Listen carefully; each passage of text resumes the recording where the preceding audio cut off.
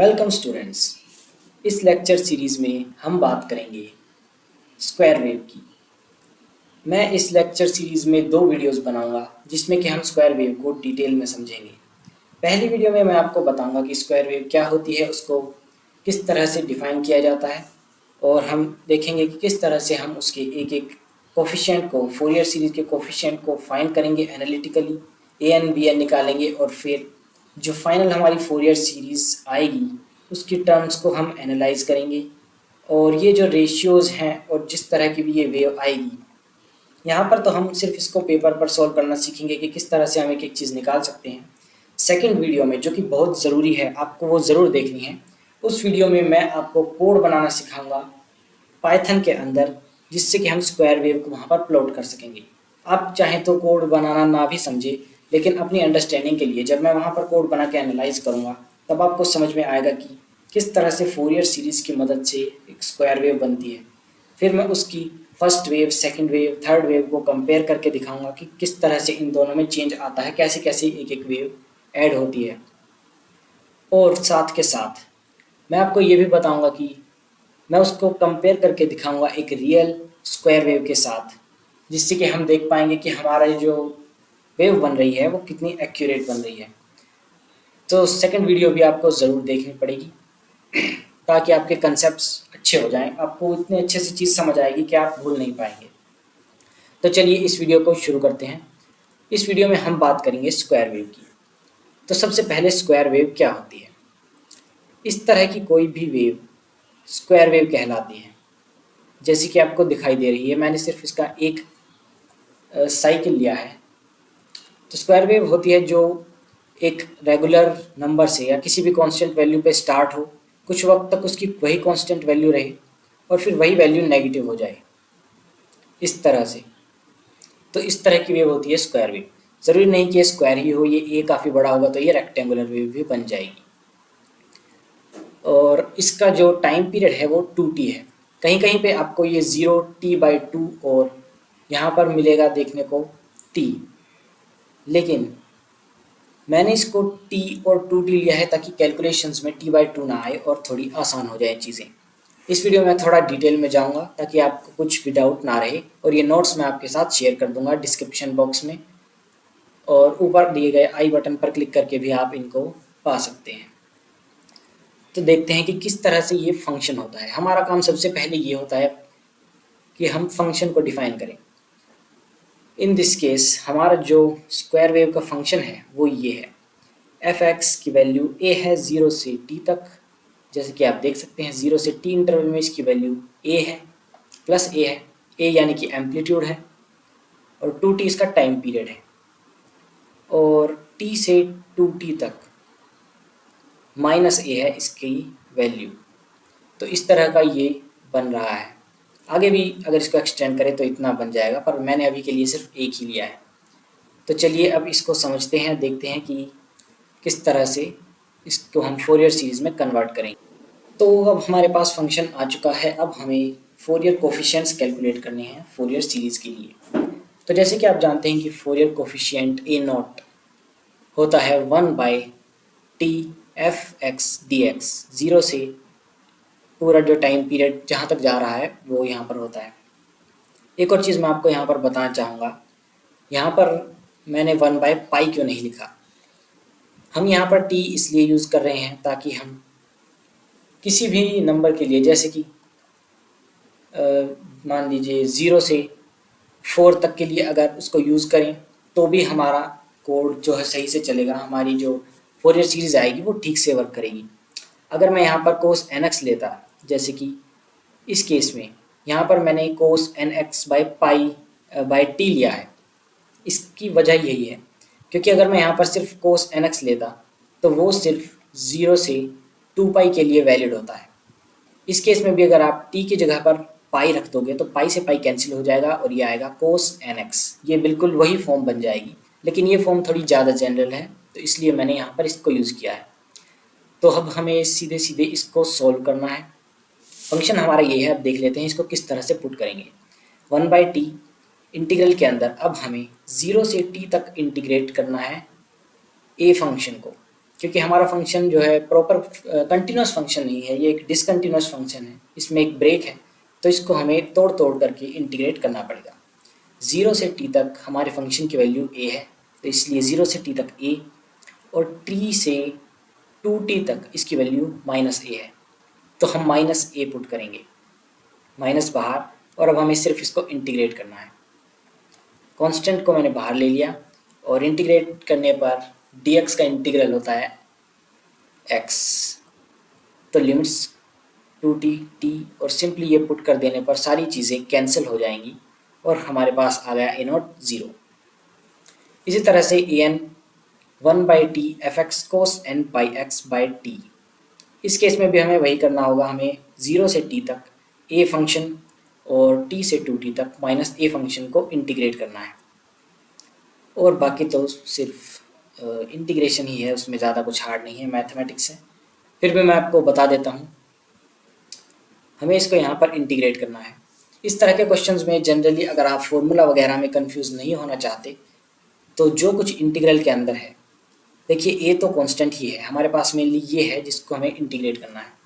तो आप एक सिंपल सा क्वेश्चन अपने आप से पूछिए, किस फंक्शन को मैं डिफरेंशिएट करूं कि मेरे पास ये आ जाए। बस आपको ये सोचना है और आ गया आपका आंसर। अब मुझे पता है कि साइन को जब मैं डिफरेंशिएट करता हूँ तो कोस आता है, तो मुझे ये पता चल गया कि मेरा जो आंसर होगा वो साइन और फंक्शन पूरा सेम होगा। लेकिन जब मैं इसको डिफरेंशिएट करूँगा तो साथ में n pi by T constant भी आएगा, उसको कैंसिल करने के लिए मुझे बाय में ये कॉन्स्टेंट पूरा लेना पड़ेगा, ये दोनों कैंसिल हो जाएंगे और सेम ऊपर वाली टर्म आ जाएगी। तो ये हो गया मेरा इंटीग्रल। सेम इसी तरह से बस यहाँ पर नेगेटिव है, और ये हमने इसको रख दिया यहाँ पर, सभी कॉन्स्टेंट्स को बाहर ले लिया, t से t कैंसिल हो जाएगा, साइन n पाई, और ये सब वैल्यूज़ हमारे पास आ गई हैं। एक बहुत ज़रूरी चीज़ आपको जो याद रखनी है वो ये कि अगर यहाँ पर n पाई है और यहाँ पर कोई भी ज़ीरो वगैरह नहीं है तो साइन n पाई ज़ीरो होता है। n की कुछ भी वैल्यू रख लो आप, पाई का कोई भी मल्टीपल साइन के अंदर ज़ीरो हो जाएगा, साइन n पाई ज़ीरो, साइन ज़ीरो होता ही ज़ीरो है। ये वैल्यूज़ आई हैं, ये सब पुट कर देने के बाद, जो कि सिंपल है, आप कर सकते हो, और सिंप्लीफाई कर देने के बाद ये एक्सप्रेशन हमारे पास आता है। n पाई ज़ीरो होता है, साइन 2n पाई भी ज़ीरो, साइन n पाई भी ज़ीरो, और साइन ज़ीरो तो है ही ज़ीरो। तो ये हो गया पूरा ज़ीरो, और इतनी मेहनत कर लेने के बाद हमारा आंसर आया है ज़ीरो। कितना बुरा लगता है ना, इतना सोल्व कर लेने के बाद हमारा आंसर आया ज़ीरो। खैर ये तो फिर भी स्क्वायर वेव है, ट्रायंगुलर वेव में और भी बड़ा एक्सप्रेशन है, उसको तब आप सोल्व करो 15-20 मिनट में, तब जाके आपका आंसर ज़ीरो आता है। खैर क्या कर सकते हैं। bn, अब bn को सोल्व करना है, bn में बस क्या आएगा, यहाँ पर साइन आ जाएगा, sign n pi x over t। इसको भी देख लेते हैं। सिमिलरली 0 से t तक हमें इसको लेना है a, और t से 2t तक इसको लेना है -a। सेम वही तरीका, किस फंक्शन को मैं डिफरेंशिएट करूं कि मेरे पास sine n pi x by T आ जाए। अब हमें पता है कि कोस को इंटीग्रेट करने पर साइन आता है, लेकिन माइनस साइन आता है, तो इसलिए एक साइन हमें पहले ही बाहर लेना पड़ेगा, और सेम वही चीज़ कॉन्स्टेंट्स इधर। आप चाहें तो इसको डेरिवेट करके देखिए, आपको ये मिल जाएगा। सेम तरह से इसको आप डेरिवेट करके देखोगे तो आपको ये मिल जाएगा। ये एक बहुत अच्छा तरीका है अपने आंसर को वेरीफाई करने का। इंटीग्रेट करने के बाद आप उसको दोबारा डेरिवेट करके देखो, अगर वही आ जाए तो आपका आंसर सही है। हालांकि एग्ज़ाम में शायद आपको इतना वक्त ना मिले। तो ये दोनों वैल्यूज़ पुट कर देने के बाद हमारे पास एक्सप्रेशन आता है ये, नेगेटिव को बाहर ले लिया और वैल्यूज़ पुट कर दी, कोस n पाई और कोस 0 1, तो ये आ गया 1 minus cos n pi plus t से t कैंसिल, कोस 2n पाई, t से t cancel, minus cos n पाई। अब जो लोग नहीं जानते हैं उनको मैं बता दूं कि कोस n पाई की वैल्यू -1 और 1 में चेंज होती रहती है। ऑड n के लिए ये देता है -1, कोस पाई -1 होता है, कोस 2 पाई फिर 1 हो जाता है, कोस 3 पाई फिर -1, तो इसकी वैल्यू चेंज होती रहती है। तो इसको देख लेते हैं। अभी यहाँ पर अपने पास है इवन वैल्यूज़, 2 से हमने इसको मल्टीप्लाई कर दिया तो इवन वैल्यूज़, और इवन वैल्यूज़ के लिए इसकी वैल्यू होती है 1, तो कोस 2n पाई हो जाता है 1। n की चाहे कुछ भी वैल्यू आप यहाँ पे रख के देख लो, ये देगा 1, तो 1 प्लस 1, और ये minus cos n pi minus cos n पाई बन गए -2 कोसाइन पाई, 2 को बाहर ले लिया और इस एक्सप्रेशन को हम इस तरह से भी लिख सकते हैं क्योंकि सेम ही आंसर आता है दोनों का, तो इसको जनरलाइज कर देने का तरीका ये है -1 की पावर 1। इस n को आप इवन रखोगे तो -1 की पावर जैसे कि 2 तो स्क्वायर हो जाएगा, ये पॉजिटिव आ जाएगा 1 -1 और ये हो जाएगा 0। इसी तरह से इवन के लिए ये भी 1 वैल्यू देता है। तो bn की वैल्यू हमारे पास आ चुकी है। अब ज़रा हम bn के कुछ टर्म्स निकाल लेते हैं क्योंकि हम फोरियर सीरीज़ का जब फाइनल एक्सप्रेशन पर हम पहुँचेंगे तो हमें कुछ टर्म्स चाहिए होंगी जिनसे हम एनालाइज करके देखें किस तरह का हमारा फंक्शन आ रहा है। तो चलो देखते हैं। n इज इक्वल टू 1 मैंने रखा तो 2a बाई पाई और देखो -1 की पावर 1 तो ये हो गया -1 और 1 माइनस 1 मतलब 1 प्लस 1 तो ये हो गया 2 2 into 2 4a by pi. n is equal to 2 के लिए ये जो नंबर है अपना ये हो जाएगा +1 और ये +1 हुआ तो 1 माइनस 1 0। इस तरह से सभी इवन टर्म्स 0 हो जाएंगी, 4 भी 0 हो जाएगा, 6 भी, 8 भी, 10 भी और इन्फिनिटी तक सारी इवन टर्म्स 0 हो जाएंगी। हमारे पास बचती हैं सिर्फ ऑड टर्म्स, तो हमने कुछ ऑड टर्म्स भी कैलकुलेट कर ली हैं। n इज इक्वल टू 5 के लिए 4a बाई 5 पाई, मेनली इनका डिनोमिनेटर बदल रहा है, बाकी तो सब ठीक ही है। तो अगर आप में से कुछ लोग अभी तक भी ये नहीं जानते कि फोरियर सीरीज क्या होती है, तो फोरियर सीरीज f(x) किसी भी फंक्शन को पीरियोडिक फंक्शन में कन्वर्ट करके उसको as a sum of sines and cosines waves की फॉर्म में कन्वर्ट कर देने का एक तरीका है जो कि एक बहुत बड़े मैथमेटिशियन फोरियर ने दिया था। उन्होंने फोरियर सीरीज, फोरियर ट्रांसफॉर्म्स, काफ़ी सारी चीज़ें दी हैं, उन्हीं में से एक है फोरियर सीरीज। और सम ऑफ साइंस एंड कोसाइंस ये बात आपको तब समझ में आएगी जब आप मेरी सेकंड वीडियो देखोगे जिसमें मैं आपको विजुअलाइज करके दिखाऊंगा, प्लॉट बना कर दिखाऊंगा इनके ग्राफ्स के। तब आपको समझ में आएगा कि एक के बाद एक वेव्स ऐड होने पर किस तरह से स्क्वायर वेव जैसी फॉर्म बन जाती है। तो फोरियर सीरीज होती है a0/2 summation n is equal to 1 to infinity an cos n pi x by T plus bn sin n pi x by T. इस केस में हमारा an आया है 0, तो मेनली bn के ऊपर ही सब कुछ डिपेंडेंट है। bn की वैल्यू हमारे पास ये आई, ए नोट भी 0 है, an भी 0 है इस केस में, तो सिर्फ ये एक्सप्रेशन अपने पास बचता है। इसलिए हमने bn के कुछ टर्म्स कैलकुलेट की थी यहाँ पर, तो हमारा फंक्शन बन गया इसकी टर्म्स का सम। तो हमने यहाँ पर सिंपली टर्म्स को ऐड कर दिया है साइन एक्स से और इस एक्सप्रेशन से मल्टीप्लाई करके। तो हमारे पास ये फाइनल एक्सप्रेशन आता है 4a by pi sine pi by T x plus और ये सब जो कि आप देख ही सकते हो, आपको नोट्स मिल जाएंगे, चिंता मत करो। तो एक ज़रूरी चीज़ जो देखने वाली है या एक मज़ेदार चीज़ जो देखने वाली है, समझने वाली है, वो है रेशियो ऑफ एम्पलीट्यूड्स। एम्पलीट्यूड क्या है? एम्पलीट्यूड इस वेव का ये है, ये अपने आप में एक वेव है, ठीक है। ये इसका एम्पलीट्यूड है, ये इसका साइन है, ये इसकी फ्रीक्वेंसी है और ये एक्स की वैल्यू है।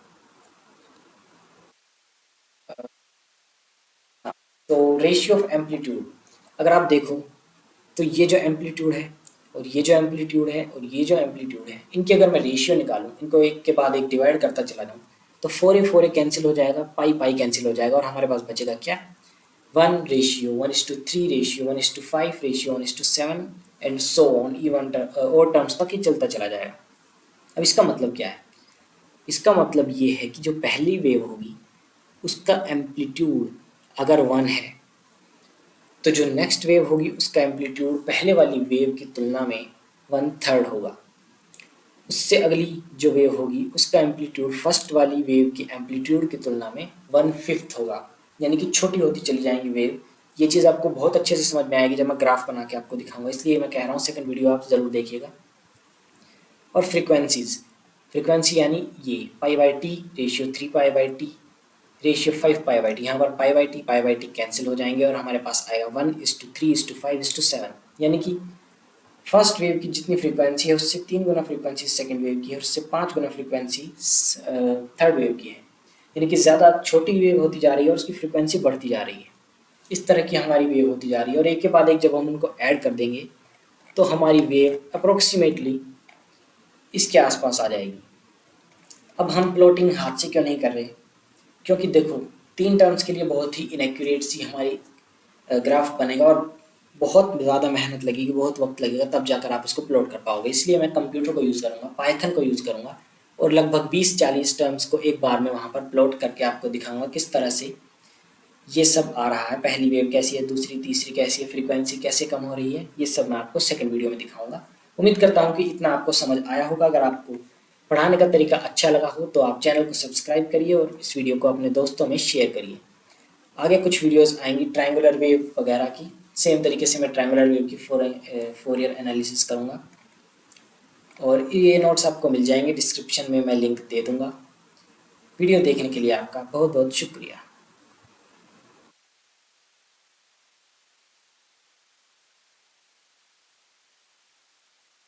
अगली वीडियो देखना मत भूलना।